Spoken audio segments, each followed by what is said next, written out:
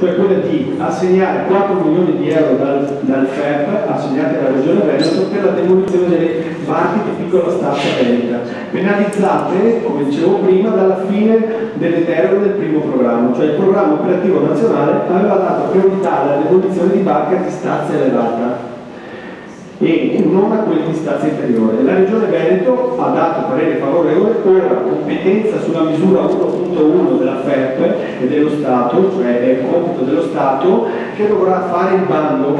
La Regione ha messo nelle proprie risorse per questo bando i famosi 4 milioni di euro che abbiamo visto prima. Siamo in attesa che entro metà marzo lo Stato faccia uscire il bando.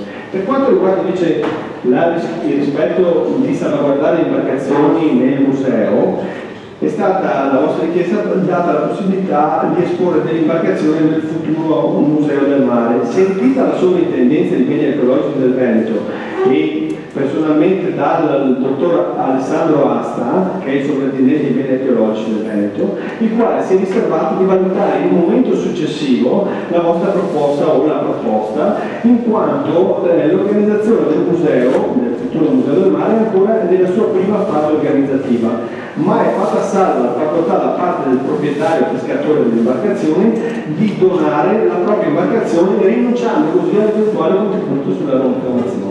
E questo è quanto. Grazie Assessore.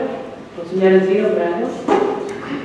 Dando solo Assessore, al di là di tutti i ragionamenti burocratici e quant'altro, lei pensa di riuscire a salvare qualche imbarcazione nella comunità? Per quanto mi riguarda, salvare delle imbarcazioni tipiche di Caule sicuramente sì, però non sarò io a decidere, ma sarà i tecnici competenti. Quindi per quanto mi riguarda, personalmente sì, delle piccole imbarcazioni si devono assolutamente salvare, ma ci saranno dei tecnici che valuteranno questo, non sono io a decidere quale una cosa si possa definire archeologica o no.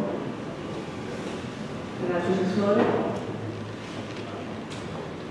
Siamo ora alla trattazione dell'interpellanza presentata dalla lista civica Alessandro Gorini, conflitto di competenze nell'organizzazione degli uffici comunali. Relazione al Sindaco. Grazie Presidente. Ci risponde all'interpellanza presentata dalla lista civica Alessandro Gorini dal titolo conflitto di competenze nell'organizzazione degli uffici comunali, asseritamente derivante dall'attribuzione della responsabilità della polizia locale e dell'ufficio di depenalizzazione in capo alla medesima figura, ossia nel caso il comandante della polizia locale. Ma anzitutto premesso che il vigente regolamento comunale sulla gestione del contenzioso non vieta l'accumulabilità delle due funzioni nel procedimento amministrativo contenzioso e processuale. Infatti l'articolo 13, rubricato al titolo secondo del citato regolamento, dà indicazioni solamente sulla rappresentanza processuale del Comune nel giudizio di opposizione a ordinanza in ingiunzione, prevedendo che essa possa attribuirsi al responsabile dell'ufficio di penalizzazione oppure al comandante della polizia municipale. Si legge infatti che nel giudizio di opposizione a ordinanza in ingiunzione promosso ai sensi della legge 68931 sia innanzi al giudice di pace che al tribunale ordinario, la Costituzione avviene su disposizione del responsabile dell'ufficio di penalizzazione. Quando non è disposto l'incarico di patrocinio legale esterno ai sensi del successivo articolo 14, il Sindaco delega stare in giudizio anche con provvedimento generale il responsabile dell'ufficio di penalizzazione oppure il comandante della polizia municipale. Se da un lato il regolamento da questa opportunità di scelta, dall'altro è improprio sostenere che la norma si spinga fino a vietare il cumulo delle funzioni. Del resto la stessa legge 689 del 1931 non vieta tale possibilità. In disparte tale profilo si potrebbe al contrario tuttavia sostenere che trattandosi di normativa derivante dalla depenalizzazione, i principi processuali sulla dicotomia tra autorità inquirente e autorità giudicante devono continuare a interessare anche la gestione delle ordinanze che applicano le sanzioni amministrative. Tuttavia tale tesi si presta a facili censure in quanto si poggia su presupposti non corretti.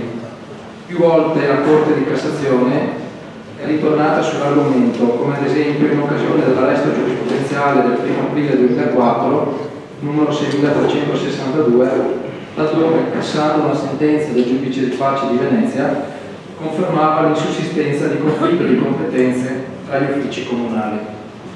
Nel caso di specie la Corte, aderendo alla dottrina Pertenta, ha fissato il principio per cui in un procedimento amministrativo il fatto che vi sia una scissione dell'iter di emanazione dell'ordinanza di giunzione in due fasi, quella dell'accertamento e dell'elaborazione e remissione del rapporto, distinta da quella dell'emanazione dell'ordinanza, non pone alcun problema all'ascrizione dell'ordinanza alla competenza dirigenziale, in particolare dello stesso dirigente che dirige la struttura dalla quale dipende l'agente accertatore. Tanto basterebbe, pur nella laconicità della motivazione, dovuta evidentemente a dare per scontati principi giuridici assolutamente granitici. Nel commento che segue la citata sentenza si percepiscono anche le ragioni fondanti il principio, ossia quelle che in un procedimento amministrativo nulla vieta che la decisione finale venga adottata da un'autorità amministrativa uguale a quella preposta a dirigere le strutture amministrative cui appartiene il responsabile del provvedimento. Questo perché non si è in presenza, infatti, con il processo penale di una funzione inquirente e una giudicante. Si rimane sempre nell'alveo di una funzione amministrativa, concretamente articolatasi in fasi distinte, ma ascritta sempre alla responsabilità dell'organo di vertice e dell'unità organizzativa responsabile. Ma vi è di più.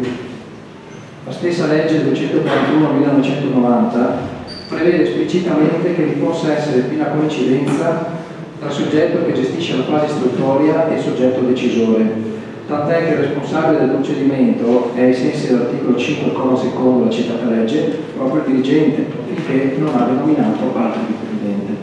Dunque l'iter amministrativo contempla espressamente la possibilità di una coincidenza tra dirigente e responsabile del procedimento. Alla luce di tali norme e principi risulta evidente che non sussistono conflitti di competenze nell'organizzazione degli uffici del Comune di Crave. Grazie Sindaco, Capogruppo Morin, prego. Grazie Presidente, grazie Sindaco anche per la risposta tecnica indiscutibile. In effetti non si discute della tecnica insussistenza del conflitto di interesse. Qui se ne fa una questione, diciamo, di indirizzo, ovvero di presa di posizione di un'amministrazione che pure è vero quello che dice il Sindaco, che non è vietato il cumulo degli incarichi, però è anche vero che se l'organizzazione amministrativa mutuasse quelli che sono invece i principi penalistici da lei citati, non solo nel Comune di Crave ma in generale, forse non avremmo assistito a quella deriva dell'apparato amministrativo statale e degli enti locali che poi ha portato a tante critiche e a tanto malcontento. Non per ultima l'abolizione del controllo regionale sugli atti amministrativi degli enti locali, che era garantita dalla presenza del Coreco, con l'introduzione del principio della autocensura, diciamo, degli atti da parte degli enti locali. Ecco, forse questo è il senso dell'interpellanza che abbiamo svolto: introdurre figure diverse, anche individuandole all'interno degli stessi uffici comunali, quindi senza l'introduzione di nuovi dirigenti ad hoc individuati, ma che garantiscano comunque un diverso e autonomo controllo sugli atti, garantirebbe meglio i cittadini rispetto a quelle che sono le funzioni esercitate e i controlli richiesti. Grazie Sindaco. In realtà lei sta parlando della preistoria del diritto, perché insomma, è parecchio risalente nel tempo quella riforma legislativa. È stata una riforma che poi ha trovato lo spunto e il trampolino di lancio proprio in realtà da una norma normativa legata alla trasparenza amministrativa, quindi abbiamo fatto un salto di qualità. In realtà quello che appare nel suo intervento è di mettere in discussione la figura del dirigente responsabile della depenalizzazione e della polizia locale, rispetto alla quale forse lei non nutre fiducia, non nutre condivisione, quindi al di là del suo intervento, insomma, che mira da un lato ad avere un contenuto sostanziale di necessità di trasparenza, in realtà sembra che il riferimento lei lo stia facendo sotto un altro profilo. Allora noi andiamo oltre questo aspetto, se lei ha questioni di natura personale, insomma, non è questa la sede di discutere nel Consiglio Comunale. Noi rimaniamo nel rispetto di quella che è la normativa della legge 241 del 90, della legge 689 del 91, e in aderenza a quello che è lo spirito mai consolidato della stessa Corte di Cassazione, che ha detto chiaramente che nel procedimento amministrativo non c'è dicotomia come nel processo penale tra la funzione inquirente e quella giudicante, per cui non vedo il motivo per cui dovremmo andare contro quello che è addirittura il principio consolidato tratto proprio dalla Corte di Cassazione. Capogruppo Dorin, prego. Solo al fine di fugare il dubbio e di negare ogni addebito di questioni personali che non esistono tra il sottoscritto e il dirigente, così come del resto personalmente non ho motivo di dubitare circa la professionalità e la correttezza del suo operato. Quella che noi facciamo è una questione semplicemente di indirizzo, di gestione della macchina amministrativa dell'apparato pubblico, che purtroppo quelli che lei citava come principi di trasparenza in realtà non hanno assicurato, e purtroppo lo vediamo tutti i giorni a tutti i livelli, la trasparenza da lei citata è fallita. Sindaco, prego. Rimarremo nelle rispettive posizioni, perché io ritengo che invece la riforma legislativa che ha dato questa opportunità e che la vediamo rispettata anche nella maggior parte dei comuni italiani, in realtà non va contro i principi da lei nucleati, per cui ognuno rimane nella sua rispettiva posizione, noi però rimaniamo fedeli alla norma di legge e all'interpretazione della giurisprudenza. Grazie Sindaco. Essendo ormai trascorso un'ora dalla trattazione delle interpellanze, rinviamo quelle ancora rimaste da trattare alla prossima seduta consigliare. Passiamo ora al secondo punto all'ordine del giorno. Approvazione verbale delle sedute precedenti. Voti favorevoli? 12, 14. Punto approvato. Terzo punto all'ordine del giorno. Progetto 2020-2020. Approvazione del piano d'azione per l'energia sostenibile, PAES, in relazione all'assessore Teso. La Commissione europea ha lanciato un'iniziativa a parte dei sindaci che consiste in un accordo politico tra Commissione, città, province che vincola i soggetti firmatari a realizzare gli obiettivi 20-20-20, ossia la riduzione del 20% delle emissioni di carbonio, aumento del 20% di energia da fonti rinnovabili ed efficienza energetica in tutto entro l'anno 2020. Il primo passo per l'attuazione di questa politica energetica europea è aderire al patto proposto dalla provincia di Venezia, ente locale che ha sottoscritto l'accordo preliminare con la Commissione europea, diventando struttura di sostegno per le future attività da intraprendere. A seguito della misura firmata del patto dei sindaci, avvenuta in provincia di Venezia il 29/11/2011, sono iniziati i lavori per la realizzazione del PAES, piano d'azione per l'energia sostenibile, atto di impegno con il quale il Comune definisce le azioni attraverso le quali si impegna il raggiungimento degli obiettivi sopra indicati. Il piano di azione per l'energia sostenibile è il documento chiave in cui il firmatario del patto delinea in che modo intende raggiungere l'obiettivo minimo di riduzione delle emissioni di CO2 entro l'anno 2020. La partecipazione alla redazione di tale documento, per il quale il Comune di Caore ha anche ottenuto un finanziamento da parte della provincia di Venezia, ed è stato così articolato dagli uffici comunali in collaborazione con la società Energia SRL in due parti. L'inventario delle emissioni di base IDE, che fornisce informazioni sulle emissioni di CO2 attuali del territorio comunale, quantifica la quota di CO2 da abbattere, individua le necessità e le opportunità per uno sviluppo energetico che tenga conto delle fonti energetiche rinnovabili. Il piano d'azione per l'energia sostenibile PAES, che individua una serie di azioni che l'amministrazione intende portare avanti già ha intrapreso al fine di raggiungere gli obiettivi di riduzione di CO2 definiti nell'inventario delle emissioni di base, sempre IDE. La linea guida che hanno condotto alla redazione del piano e quindi all'individuazione degli obiettivi obiettivi da perseguire per la riduzione delle emissioni hanno tenuto conto dei seguenti settori: proprietà comunali, sia in termini di edifici, di impianti e delle strutture comunali, illuminazione pubblica, edifici e strutture del settore terziario, patrimonio edilizio privato, parco agricolo comunale, trasporto pubblico, trasporto privato commerciale. Da un'analisi di tutte le fonti di emissioni di CO2 del territorio inserite, facendo sempre riferimento all'anno 2005 su specifiche indicazioni della provincia e secondo le linee guida della Comunità Europea e degli interventi nel frattempo attuati e l'inaugurazione da parte del Comune, si deduce che entro l'anno 2020 le emissioni troveranno un decremento pari circa il 46%. Tale dato, sicuramente incoraggiante, può attirare l'attenzione dalla realtà specifica del territorio. Infatti, per quasi il 40% della riduzione delle emissioni è generata dalla presenza del territorio di numero 4 impianti per la produzione di energia da biogas. Tale fonte energetica, infatti, rispetta pienamente i concetti di fonte rinnovabile, riduzione delle emissioni ed efficienza energetica, che sono valutati nel computo complessivo con un valore di abbattimento. Pertanto, a meno di tale dato, la riduzione ottenuta con solo gli interventi in essere non può bastare e sono stati inseriti su una specifica volontà dell'amministrazione a seguito di un fattivo confronto tra la giunta comunale e i tecnici dell'ufficio ecologia degli ulteriori obiettivi di riduzione per giungere ancor più ad uno sviluppo sostenibile del territorio che si evincono dall'elaborato redatto alla presente deliberazione.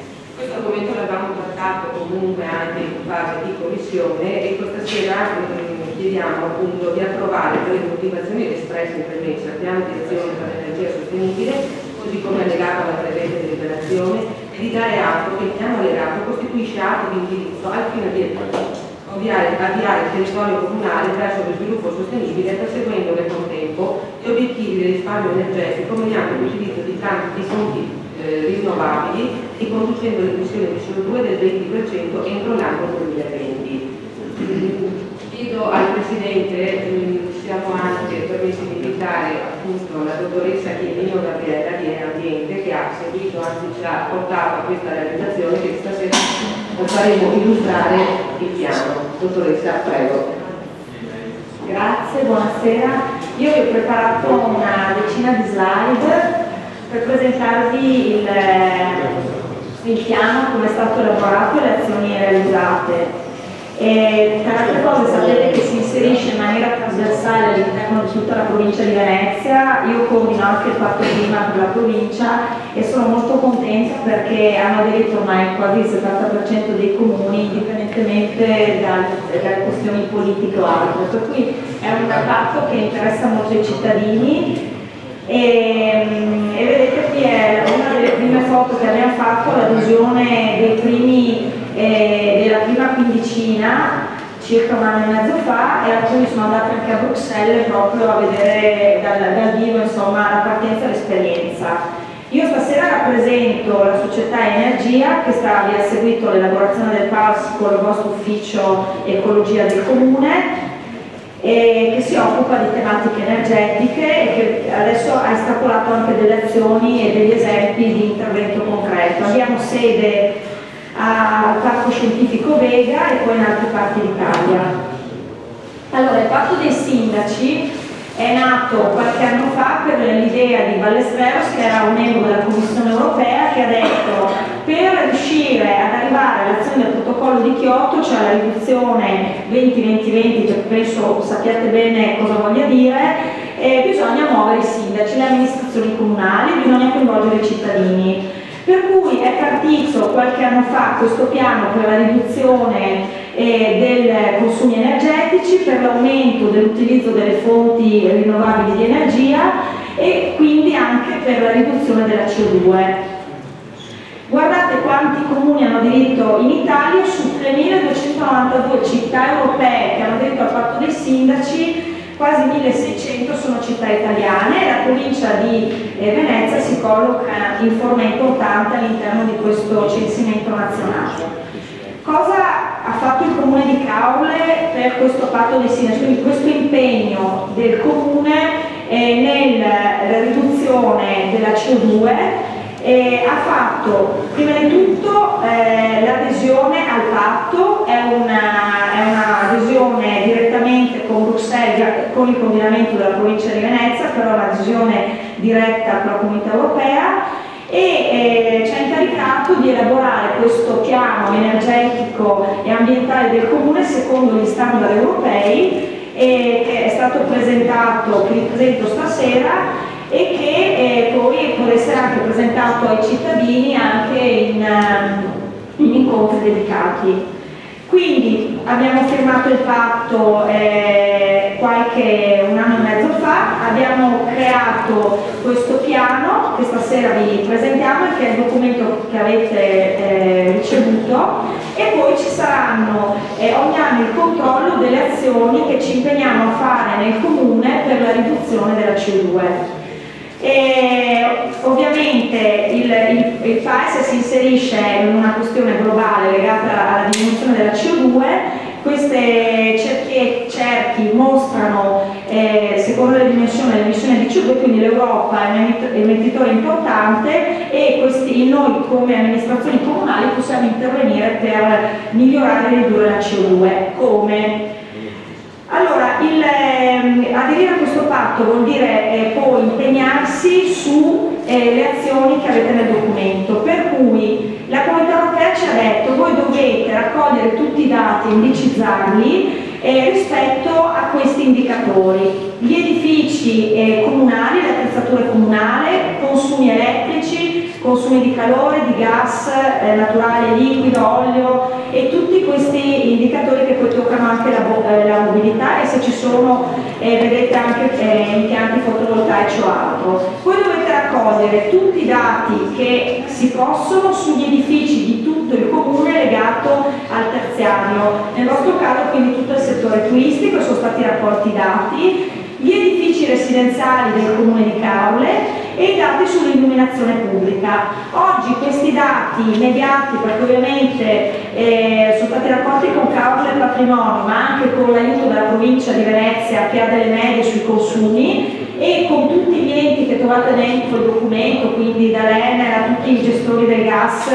che sono interessati a questo territorio, e vedete vengono poi traslati in tonnellate di CO2, e queste sono le tonnellate di CO2 emesse con questa quantificazione immediata dagli edifici, le attrezzature e impianti, non la parte industriale perché è soggetta a un'altra normativa, ma soprattutto quella turistica a Caorle, di tutto il comune, e siamo su circa 50.000 tonnellate di CO2. Poi la Comunità Europea ci dice: dovete anche raccogliere tutti i dati dei trasporti, per cui parco auto comunali, sono stati raccolti tutti i dati dei consumi, i trasporti pubblici e i trasporti privati commerciali tramite sempre gli enti che poi di motorizzazione che ci aiutano a gestire i dati, e anche qui i consumi sono stati mediati con dei dati raccolti dalla provincia di Venezia. E questa è una sintesi di tutti i dati che ha portato però già a inquadrare rispetto alla baseline del 2005. Perché il baseline dell'anno 2005? Perché noi ci dobbiamo impegnare entro il 2020 alla riduzione del 20%. Rispetto a cosa? Rispetto a una baseline del 2005. Noi abbiamo raccolto i dati del 2005 e del 2010 per vedere anche gli andamenti, e al 2020 ci siamo dati già degli obiettivi e delle azioni di riduzione della CO2 rispetto a questa base di dati.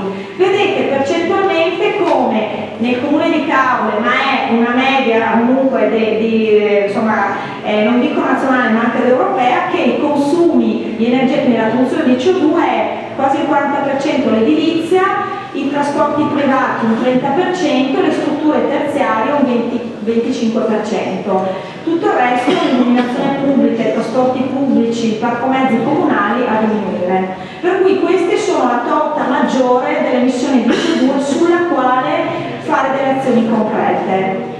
Quindi noi per arrivare alla riduzione del meno 20% ci dobbiamo impegnare da qui al 2020 a una riduzione del 20% di 60.000 tonnellate, che è la sommatoria delle valutazioni fatte, circa una riduzione di 12.000.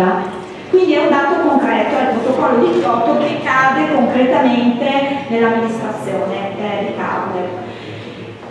Cosa abbiamo fatto? Abbiamo verificato dal 2005 ad oggi se erano già state realizzate delle azioni, perché anche le azioni realizzate dalla base dati del 2005 possono essere contabilizzate in quel 20% di riduzione.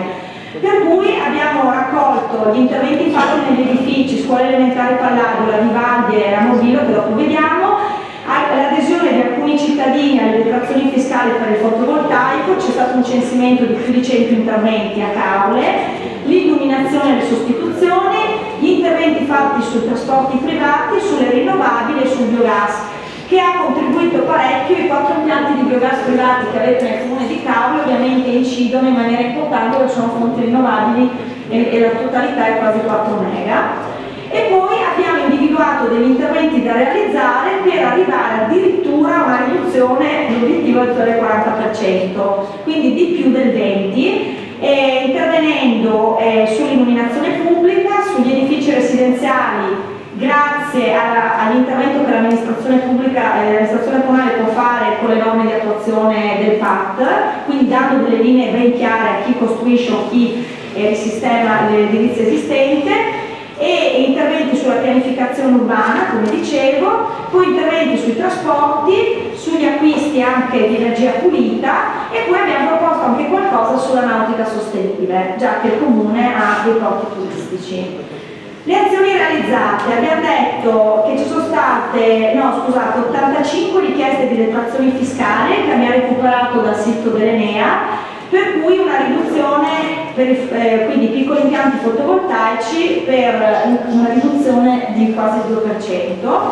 Poi nel comune di Caule è stata sul regolamento edilizio di Caule già ci sono indicazioni per il risparmio energetico, quindi c'è un allegato energetico al regolamento edilizio che grazie a queste indicazioni, facendo una media degli interventi già fatti presso gli edifici, abbiamo calcolato se continuiamo con gli interventi da qui al 2020 ci può essere questa riduzione ulteriore. Poi abbiamo proposto un incentivo economico che il Comune potrebbe dare per le abitazioni private all'acquisto di valvole termostatiche che al raggiungimento dei 19 gradi, che dovrebbe essere una temperatura media corretta, gli impianti si spengono, per cui abbiamo proposto un incentivo di 2.000 euro l'anno che va a ripartirsi su qualche decina di famiglie del Comune e potrebbe comunque essere una buona prassi e aiutarci alla riduzione della CO2. Poi abbiamo proposto l'incentivo economico all'acquisto di elettrodomestici a basso consumo, anche questo potrebbe intervenire con una percentuale diciamo più culturale ma importante per spingere a intervenire anche sugli elettrodomestici. E poi gli interventi realizzati che hanno permesso nelle 3 scuole con interventi sugli impianti termici la riduzione di queste tonnellate di CO2. Sull'illuminazione è stato fatto un primo intervento nel 2008 con la sostituzione di 1500 lampade votive. Questi sono interventi portati nelle amministrazioni e hanno permesso di diminuire anche qui una percentuale di emissione di CO2. Un altro intervento poi successivo con la sostituzione di più di 1600 lampade.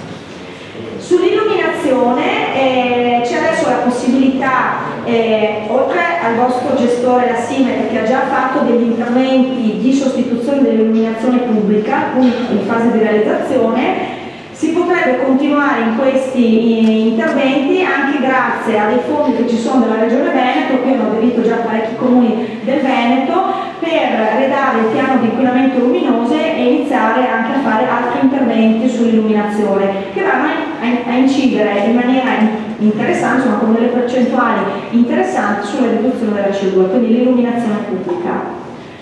Poi gli interventi di fotovoltaico e biogas presenti nel vostro comune, voi avete 117 impianti per un totale di questi kilowattora con una riduzione di quasi il 9% della CO2 grazie a questa presenza e come vi dicevo prima 4 impianti di biogas da 1 mega l'uno distribuiti nel territorio, questo è uno di questi, per una riduzione importante quasi del 77%. Della CO2 perché ha una produzione di energia elettrica da fonte rinnovabile, da biomassa. Proposta di interventi da realizzare per essere così anche antesignani. Sentite tanto parlare di elettrificazione delle banchine in autorità portuali come quella di Venezia, coinvolgere anche i nostri porti nel fare piccoli interventi di hub elettrici in modo che le barche quando arrivano possano spegnere i motori e attaccarsi in maniera elettrica, e anche il lighting nella gestione del porto, che l'illuminazione che va a illuminare i porti ha consumi non indifferenti. Quindi anche qui lavorare con gli operatori e gestori delle darsene è una cosa importante. Abbiamo addirittura proposto una convenzione quadro con i concessionari delle darsene, magari applicandole delle scontistiche sulla TIA, sulla gestione rifiuti, se per caso si impegnano a ridurre a quadrienni, li abbiamo impostati, la CO2 con degli interventi legati sempre all'illuminazione, quindi degli incentivi concreti anche per gli operatori. E potrebbero essere anche questi i primi fatti nella nostra regione. Altre azioni in corso o fatte: l'istituzione delle ZTL. Con l'istituzione delle ZTL abbiamo fatto dei calcoli di riduzione dei percorsi delle macchine, e quindi c'è un modello di calcolo per poi la riduzione della CO2 su questi percorsi. C'è in fase di progettazione il parcheggio scambiatore, che anche questo aiuterà a diminuire il traffico in centro, e quindi vedete c'è una percentuale non elevatissima, però a rendere anche ai fini di fruibilità del centro storico. E anche nel parcheggio scambiatore l'idea magari anche di mettere degli hub elettrici con l'acquisto di biciclette elettriche per mettere una mobilità sostenibile. Adesso, come diceva l'assessore, sono usciti in questi giorni dei finanziamenti dal Ministero non dell'Ambiente ma dell'Economia, proprio per finanziare l'acquisto di macchine più sostenibili, quindi a impatti emissivi non superiori ai 100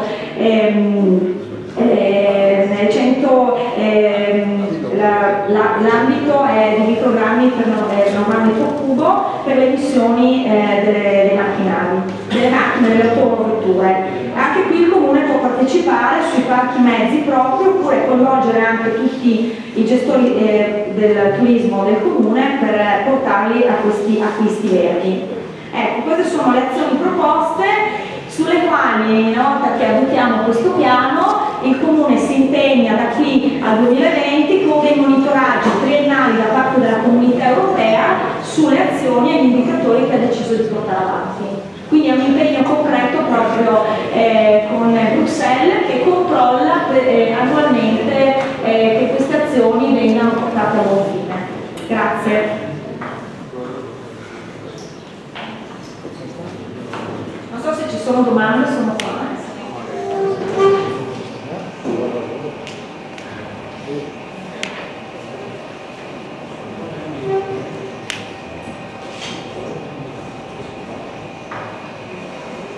Grazie dottoressa, lascio la parola al sindaco all'assessore Teso. Sì, se la dottoressa può fermarsi un attimo, se comunque hanno qualcosa da chiedere o delle osservazioni, visto che abbiamo la presenza della dottoressa, prego. Consigliere Tamaro, prego. Buonasera, grazie, ringrazio la dottoressa Chiellino per la chiara presentazione. Allora, se abbiamo capito bene, dall'inventario che è stato fatto sulle emissioni di CO2 risulterebbe che nel nostro comune l'obiettivo di riduzione del 20%, obiettivo per il quale ci siamo impegnati con l'adesione al patto dei sindaci, sarebbe già ad oggi in buona parte raggiunto, quantomeno sono in percentuali quasi pari al 77-80% rispetto al 100% del 20%. E questo lo si deve principalmente al contributo che viene dato dalle centrali a biogas, cioè le centrali che utilizzano biomasse agricole per quelle 4 se non sbaglio esistenti nel territorio del Comune di Capri, e che attraverso la fermentazione anaerobica producono metano e la combustione metano, quindi alla fine non si utilizzano soggetti carburanti fossili. Il bilancio del CO2 è pari a zero, il saldo è zero.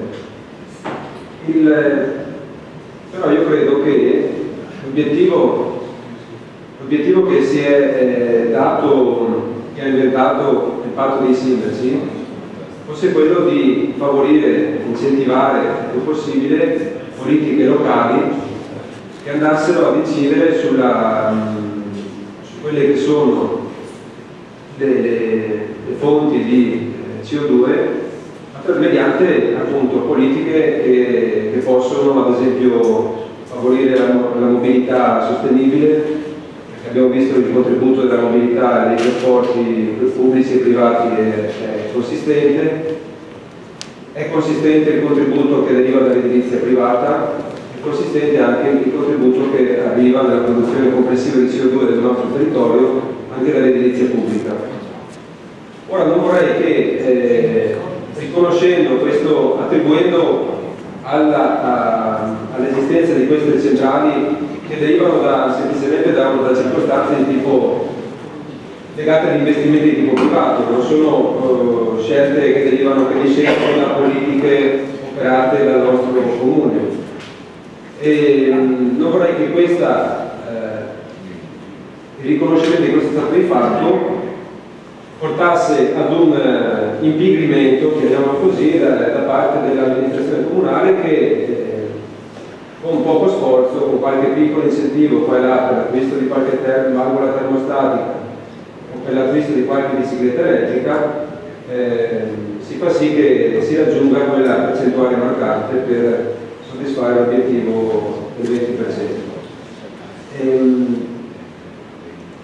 A parte il fatto che si potrebbe aprire un capitolo, una discussione relativa alla sostenibilità delle centrali a biogas, sostenibilità che dal punto di vista ambientale, se guardiamo solo il parametro CO2, siamo d'accordo, ma se guardiamo ad esempio, se proviamo a chiedersi da dove la provenienza di queste biomasse, se sono a chilometri zero o se devono arrivare magari facendo molti chilometri, e si scoprirebbe che magari i trasporti avvengono con carburanti fossili, quindi non è proprio a costo zero dal punto di vista della CO2 questo tipo di produzione elettrica.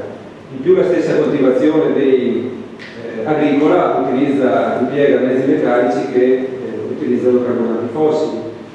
E quindi il bilancio sulla sostenibilità e anche sul CO2 prodotto da questo tipo di produzione elettrica andrebbe fatto un po' più accuratamente.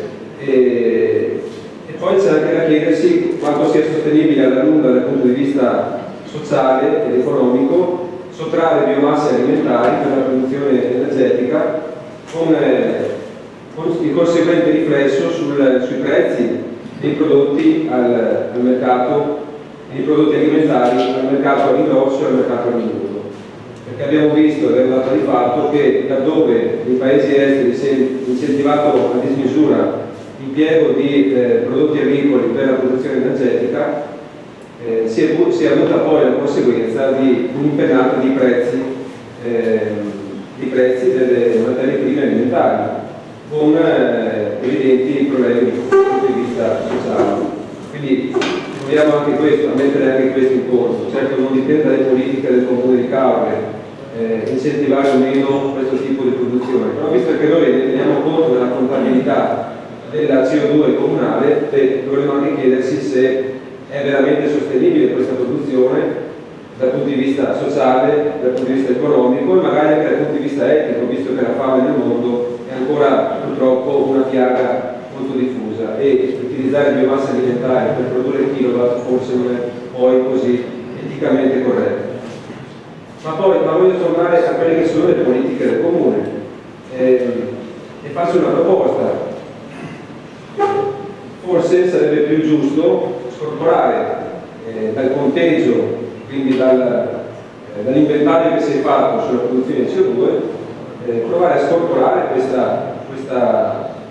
questo dato del 77,34% di CO2 risparmiata grazie alle centrali a biogas, perché è un dato drogato che, come dicevo prima, si mette l'anima in pace, magari si favorisce il disimpegno da parte del comune che in questo PAES vediamo che gli obiettivi ad esempio per la ciclabilità del territorio sono molto inconsistenti, sono molto ridotti, si arriva ad un 0,27% di risparmio di CO2 o altre voci come quella dell'illuminazione pubblica, un 2,19% allo stato attuale come risparmio di CO2 con gli ultimi recenti interventi dal 2005 ad oggi, quando invece si può puntare a risparmiare molto di più, e per non parlare del riscaldamento delle scuole, per non parlare di altre